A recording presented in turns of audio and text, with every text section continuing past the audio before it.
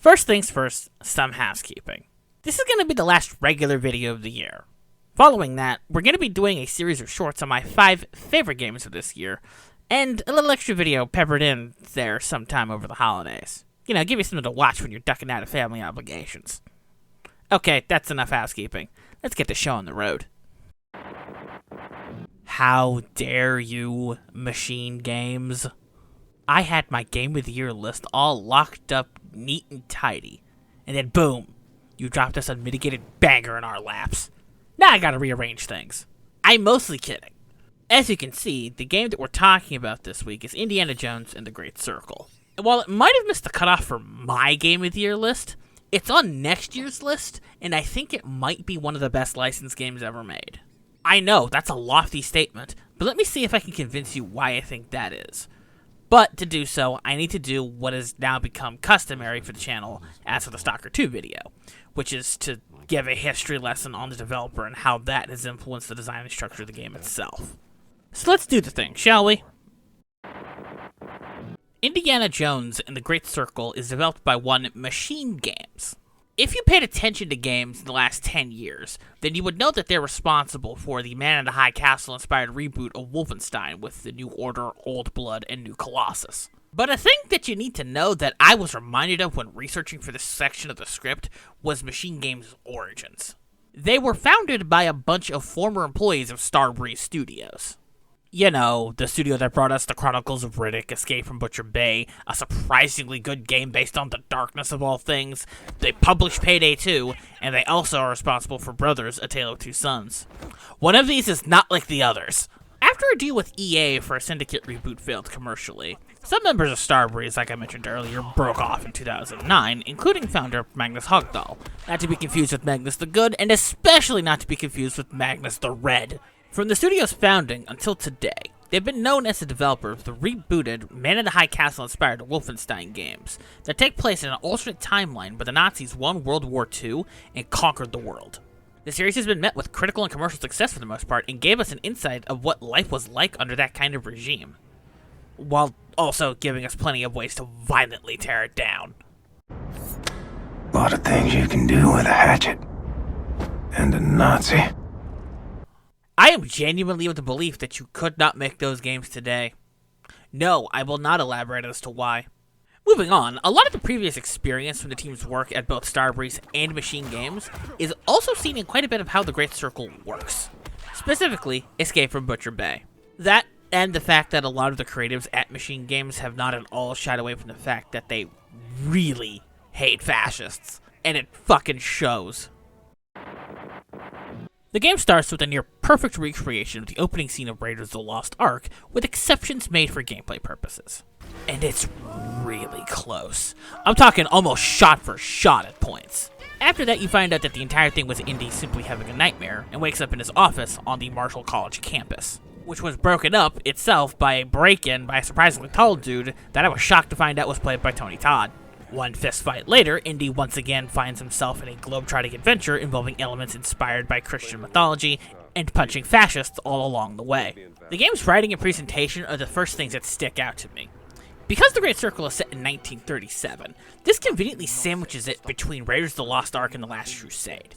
As a result, this feels like a recently unearthed, long-lost Indiana Jones movie from the 80s. The dialogue is pulpy and fun, the soundtrack by GOTY sounds very reminiscent to the soundtracks of the movie by John Williams. They use the exact same sound effects for the punches and whip cracking as they do in the movies, and dear God, does the Great Circle do a good job of showcasing why Indy is such a fun character. I say this purely as someone who's only watched Raiders of the Lost Ark, and the voice acting is some really great stuff. You can tell that it's clearly Troy Baker coming out of that larynx, but he does a shockingly good impression of a young Harrison Ford. To the point where I assumed that they had somehow invented time travel and got Harrison from the 80s in here. I'm very much of the opinion that so much of what makes Indy is tied up in Harrison Ford's natural physical charisma. Shit that you can't artificially replicate no matter how hard you try. So believe me when I tell you that I think the way he's voiced in this game is that damn good. The rest of the cast is also pretty good, too. You meet Gina Lombardi, a journalist posing as a nun looking for a missing sister, and Father Antonio, a priest who, for that section of the game, plays the role that Sala did in Raiders. He's got a love for American swing dance music, and I adore him. If there's one more thing I have to shout out, it's that god damn is this game funny. There are a lot of jokes in here that will get a chuckle out of you, and there's a specific bit in the Vatican that had me laughing so much that I had to pause for several minutes just to catch my breath. And a lot of that is also conveyed in the gameplay as well, funnily enough. Speaking of, when I first heard that Indiana Jones and the Great Circle was going to be in first person, I was like, okay, this is within Machine's wheelhouse. I'm cool with it. And I didn't think anything of it until it came out. That's when I began to notice some things. Specifically that there was stealth, and that there was a lot of collectibles, and multiple routes in each area, and that each area was huge. And then it hit me. This isn't a first-person Nazi punching simulator. This is a goddamn immersive sim.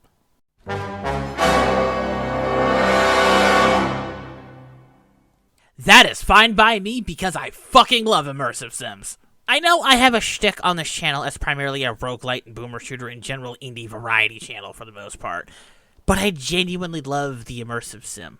The large open levels, the plethora of solutions, the option to go full ghost or full murder hobo, or in the case of Dishonored, full Sith Assassin because that game on High Chaos is a straight up Sith Assassin simulator.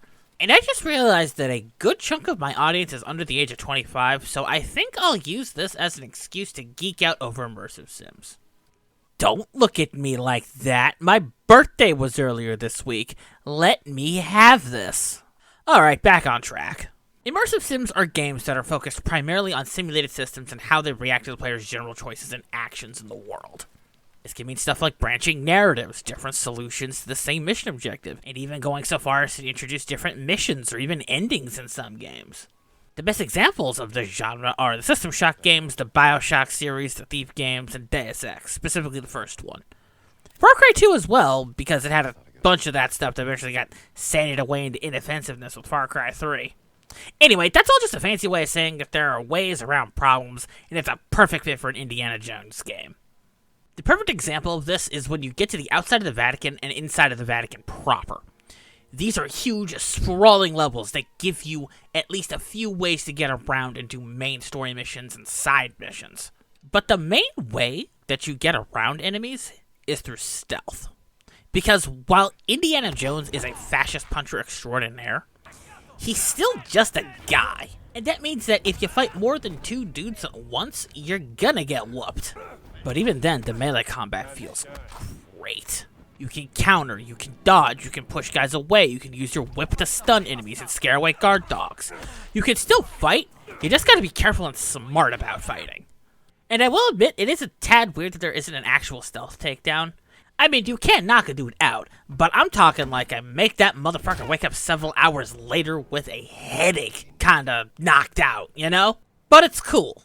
Because there were instances where I was sneaking around the Vatican dressed as a priest when I realized that this is exactly what Indiana Jones would do in the movies, or in my case, in Raiders.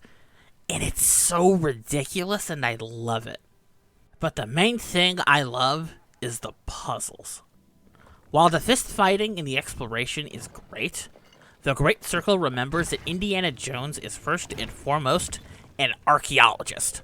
You find yourself walking through old tombs, holding up torches to light your path in the dark. You find ancient, needlessly elaborate puzzles that need solving. Case in point, you use a blessed bottle of wine to mimic a blood sacrifice needed to match up the number order of where Christ was stabbed on the cross, and the blessed wine counts as a good enough substitute because in communion, wine is referred to as the blood of Christ.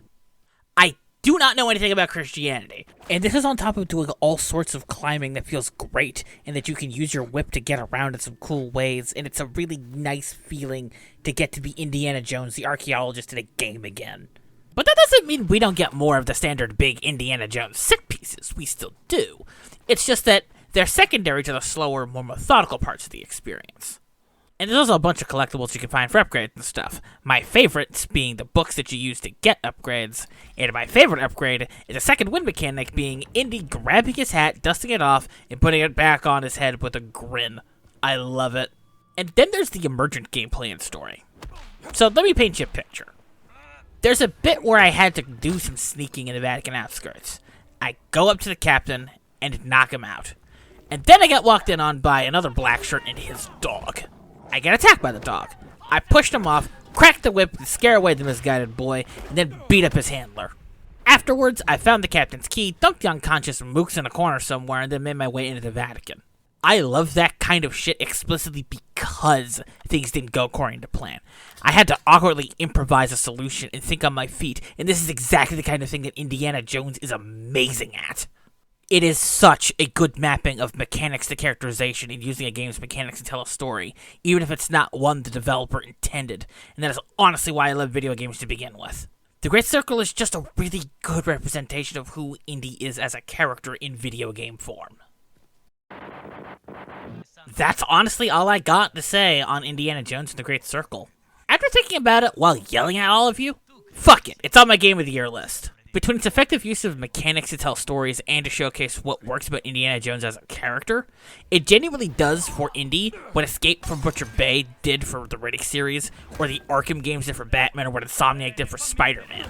It's a great interpretation of a beloved character and series that's translated near perfectly to the video game medium. And if you're looking for a decent romp for the holidays, I can think of nothing worse than this one. And with that, we are officially done with the regularly scheduled programming for 2024. For those of you who stuck around until the end, I deeply appreciate it. And for those of you who've been watching me on this journey from nobody to slightly less of a nobody, also thank you. Y'all make this shit worthwhile, and I love seeing the interactions in the comments. Warms my heart at times. I hope you and yours have a wonderful holiday season and a happy new year. Now if you'll excuse me, I'm gonna go play some video games. I hope you do as well. Stay safe out there.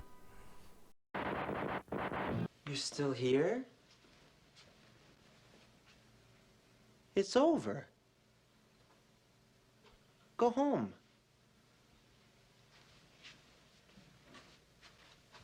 Go.